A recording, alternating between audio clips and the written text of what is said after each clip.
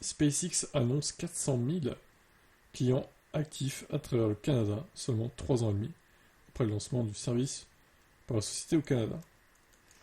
Y a-t-il d'autres chiffres que le Canada d'ailleurs?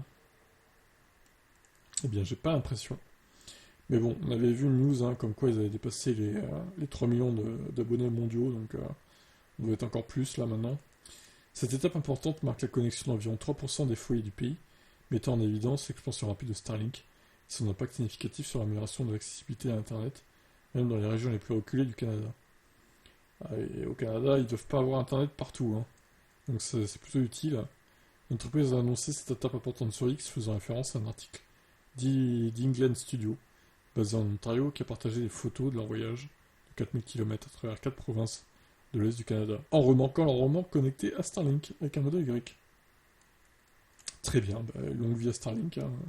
On leur souhaite le meilleur, on souhaite évidemment qu'ils baissent encore leur prix, et surtout l'achat de l'antenne, qui est un peu cher je trouve, pour vraiment être un concurrent redoutable face aux offres Internet. Alors surtout en France, parce qu'en France quand même, il faut quand même reconnaître que notre Internet est pas cher par rapport à d'autres pays. Nos forfaits mobiles aussi d'ailleurs. Donc c'est vraiment le pays, la France, où ça va être plus dur de Starlink de percer, je pense, par rapport au prix, au ratio prix-débit, quoi. Quel est votre avis?